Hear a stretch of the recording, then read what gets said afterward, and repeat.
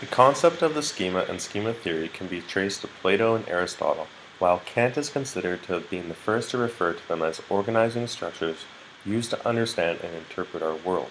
Kant viewed schemas as mediators of the external and internal mental structures, which both shaped and was shaped by experience.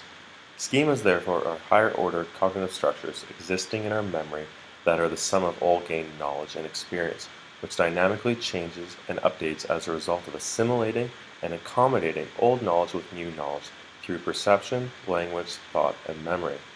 As a result, schema theory is viewed as a connectionist model, or pre-existing mental structures with organized categories which allow a person to make sense of new information. Learning takes place within working memory, where prior knowledge schemas respond to environmental stimuli, which leads to interpreting or making sense of new experiences and accommodating, assimilating, discarding, or the creation of new mental frameworks to organize these new ideas. Learners are therefore active concept and theory makers, weaving between the experiential and the conceptual. Schemas can be used as memory objects to help us recognize and identify patterns, a distributive pattern of memory activation in response to particular stimuli makes relevant memory objects available. Derry believes we mediate experiences and learning through a cognitive field that determines what interpretations and understandings of experiences are probable. Comprehension is an interactive process where learners retrieve existing and relevant information from long-term memory in order to make sense of new information, which forges the construction of a memory link between new information and pre-existing relevant memories. Cultural modes of experience further mediate our perceptions of the world through culturally embodied experiences within our social community, which continue to shape and reshape the ideal and material artifacts we encounter.